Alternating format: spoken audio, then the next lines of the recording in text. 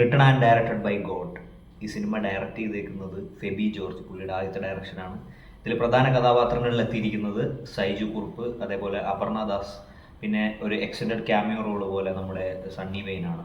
അപ്പോൾ ഈ സിനിമ ഇപ്പോൾ കണ്ടിട്ട് വന്നതാണ്. അപ്പോൾ അതിൻ്റെ വിശേഷങ്ങൾ ഷെയർ ചെയ്യാൻ വേണ്ടിയിട്ടാണ് ഞാൻ ഈ വീഡിയോ ചെയ്യുന്നത്. ഇതൊരു എന്താ പറയുക, ഫാൻറ്റസി ഡ്രാമ ജേണറിൽ വരുന്ന സിനിമയാണ്. ടിപ്പിക്കലി ഒരു OTT സ്റ്റഫായിട്ട്, അല്ലെങ്കിൽ OTTയിലൊക്കെ ഡയറക്റ്റ് റിലീസ് ചെയ്യാൻ പറ്റിയ ഒരു സിനിമയായിരുന്നു. തിയേറ്ററിൽ വന്നത് അധികം ആരും അറിഞ്ഞിട്ടുണ്ടാവണം എന്നില്ല. ഞാൻ തന്നെ ഇങ്ങനെ ഏതൊക്കെ മൂവീസാണ് അവൈലബിൾ എന്നുള്ളത് നോക്കുമ്പോൾ ജസ്റ്റ് കാണുകയും അങ്ങനെ ആക്സിഡൻ്റലി പോയി കാണുകയും ചെയ്തതാണ്. അപ്പോൾ എന്നെ സംബന്ധിച്ചിടത്തോളം ഈ സിനിമ ഒരു average, below average to average experience ആയിരുന്നു. Written and directed by God എന്ന് പറയുന്ന സിനിമ കണ്ടപ്പോൾ എൻ്റെ മനസ്സിൽ പല സമയത്തും എൻ്റെ ദൈവമേ എന്നുള്ളൊരു ഫീല് വന്നു. അതായത് ഈ സിനിമ എന്നെ സംബന്ധിച്ചിടത്തോളം ഒരു ബിലോ ആവറേജ് ടു ആവറേജ് റേഞ്ചിൽ നിൽക്കുന്ന ഒരു സിനിമയാണ്. അതായത് ബേസിക്കലി ഇതൊരു ഫാൻറ്റസി ഡ്രാമ ടൈപ്പ് സിനിമയാണ്.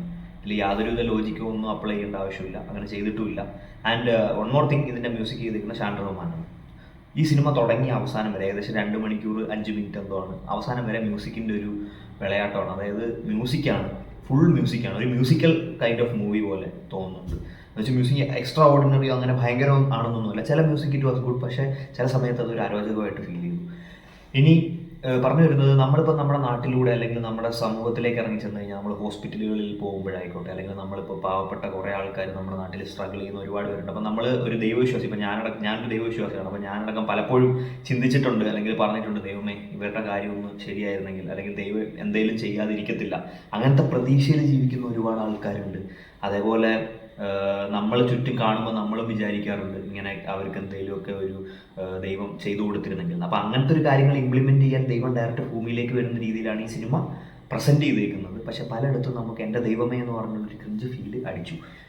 And coming back to the movie, ഇപ്പോൾ സൈജു കുറുപ്പൊക്കെ ആയാലും സ്ഥിരം ചെയ്തു വരുന്ന ടെംപ്ലേറ്റാണ്, നത്തിങ് ന്യൂ, സ്ഥിരം ചെയ്തു വരുന്ന ടെംപ്ലേറ്റാണ്. ആൻഡ് അപർണ ദാസ് കുറേ ഇമോഷൻസ് കൺവേ ചെയ്യുക, അല്ലെങ്കിൽ ഡയലോഗ് ഡെലിവറിയിലൊക്കെ കുറേ സ്ട്രഗിൾ ചെയ്യുന്ന പോലെ എനിക്ക് ഫീൽ ചെയ്തു.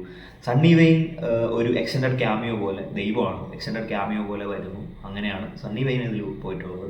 പക്ഷേ സണ്ണി വെയിൻ്റെ ചിരിയും ആ ഒരു തേജസ്സും കാണുമ്പോൾ ഒരു ദൈവത്തിൻ്റെ ആ ഒരു താടിയൊക്കെ വളർത്തി ഭയങ്കര മുടിയൊക്കെ ദൈവികമായ ഒരു അപ്പിയറൻസ് അല്ലെങ്കിൽ ഒരു ഓറ പുള്ളിക്കുണ്ട്, ഇല്ലാന്ന് ഞാൻ പറയുന്നില്ല.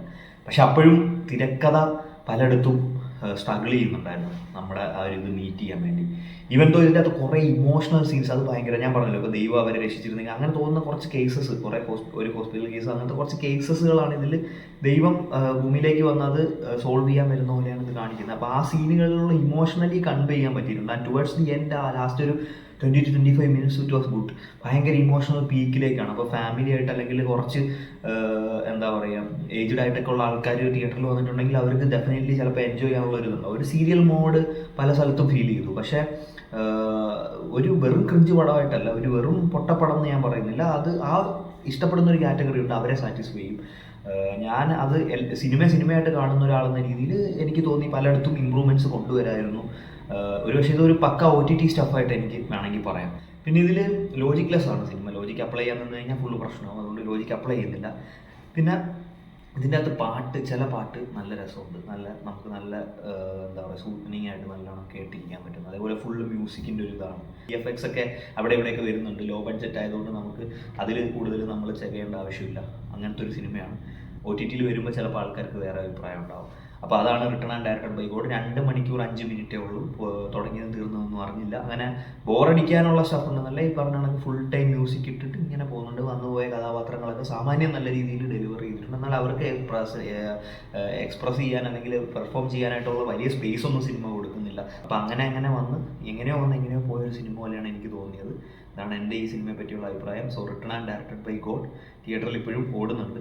ആർക്കെങ്കിലും ഈ പറഞ്ഞ ദൈവികമായിട്ടുള്ള, ആത്മീയമായിട്ടുള്ള കുറച്ച് കോമഡിയും കാര്യങ്ങളൊക്കെ ഉണ്ട്. കോമഡി ഒക്കെ ഈ പറഞ്ഞ കണക്കുള്ള കാറ്റഗറി ഓഫ് ആൾക്കാരെ സാറ്റിസ്ഫൈ ചെയ്യുന്ന കോമഡീസും കാര്യങ്ങളും ഉണ്ട്. അങ്ങനത്തെ ഇഷ്ടപ്പെടുന്ന ഫാൻറ്റസി കൈൻഡ്, ദൈവത്തിനെ അല്ലെങ്കിൽ ദൈവം ഭൂമിയിലേക്ക് വരുമ്പോൾ ഉണ്ടാകുന്ന കാര്യങ്ങളൊക്കെ ഇഷ്ടപ്പെടുന്ന ആൾക്കാർക്ക് definitely you can go and watch in theatres.